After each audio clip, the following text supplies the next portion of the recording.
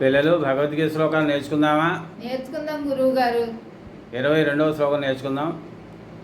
యావదేతాన్నిరీక్షేహం యావదేతాన్నిరీక్షేహం యావదేతాన్నిరీక్షేహం యావదేతాన్నిరీక్షేహం యోద్ధుకామానవస్థితాన్ యోద్ధుకామానవస్థితాన్ యోద్ధుకామానవస్థితాన్ యోద్ధుకామానవస్థితాన్ కైర్మయా సహ యోద్ధవ్యం కైర్మయా సహ యోద్ధవ్యం కైర్మయా సహ యోద్ధవ్యం కైర్మయా సహ యోద్ధవ్యం అస్మిన్ రణసముద్యమే అస్మిన్ రణసముద్యమే అస్మిన్ రణసముద్యమే అస్మిన్ రణసముద్యమే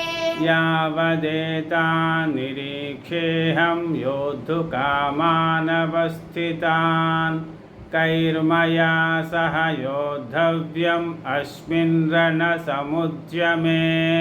ధన్యవాదాలు గురువు గారు. దీర్ఘాయుష్మాన్ భవ.